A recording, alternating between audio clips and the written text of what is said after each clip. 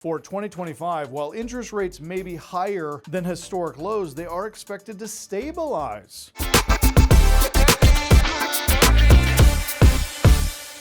Offering predictability for borrowers looking to secure home loans.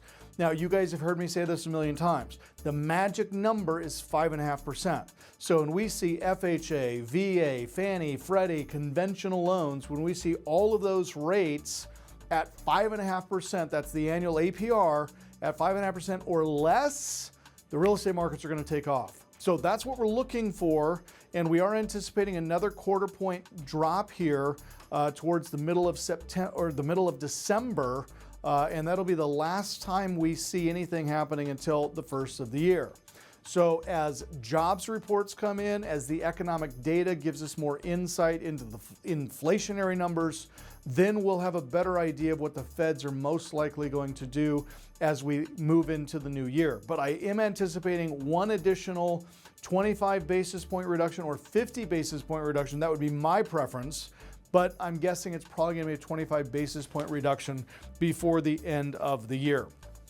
Now, with interest rates fluctuating, again, because we haven't hit that magical 5.5%, more home buyers are more likely to turn to ARMs, adjustable rate mortgages, especially those planning to sell or refinance within a few years. Now, I am not a big fan of adjustable rate mortgages, you guys, even if you get a 36 or a 48-month lock going into it.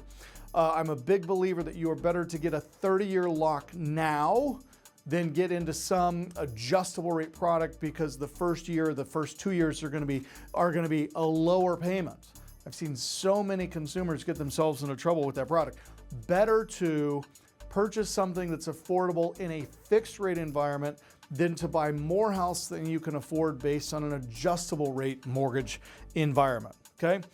Mortgage applications are going to become faster and more intuitive thanks to AI-powered platforms and automation, reducing approval times and improving customer experience. We are very quickly coming to a time where all loan applications will be done online, approved online, and the FHA, the VA, and Fannie and Freddie have eliminated the need. This is what we're going to see in 2025. No more appraisals. Now, this is the one leading the charge on this is Fannie and Freddie, because if we can get appraisals faster, we can get loans closed more quickly. Now, the average loan in today's market takes about 55 days from start to finish. The goal is 21 days. So they're trying to cut that in half and more, and they're going to do it through AI and the elimination of mortgage appraisals, because it's all going to be done online, done digitally. Now, that is mostly going to impact your inner city areas where there's enough comps to support that. I do not see the online appraisal being applicable to rural properties or 5 and 10 acre parcels of ground, just because you typically don't have the comparables within a close enough proximity that you're going to get a real true valuation. But they are working on it. That's something that's coming up. Fully digital mortgages, including electronic closings, will become the norm, making the home buying process more efficient and less paperwork heavy. FHA, VA, and USDA loan programs will continue to be attractive to first-time homebuyers and those with less than perfect credit, helping to expand access to home ownership. More home buyers will turn to mortgage brokers to navigate the increasingly complex landscape of mortgage options, looking for personalized solutions and guidance. So mortgage brokers, you're going to become more in demand than you have previously been.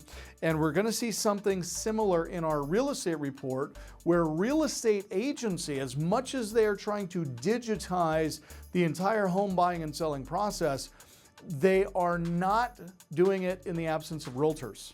And that speaks to a couple of things. One, the real estate agency lobby, the National Association of Realtors, or the NAR, a very powerful lobby group in Washington. And even in light of all of the lawsuits and the big $500 million settlement that occurred in September of 2024, the real estate agency is still strong.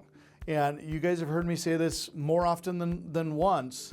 If you are doing real estate investing, private money brokering as a career, if this is what you are planning to do as a career, I strongly recommend and encourage agency, i.e. go out and get your real estate license. Now, The holidays are a great time to do these types of things, especially for those of you who, maybe friends and family have passed on.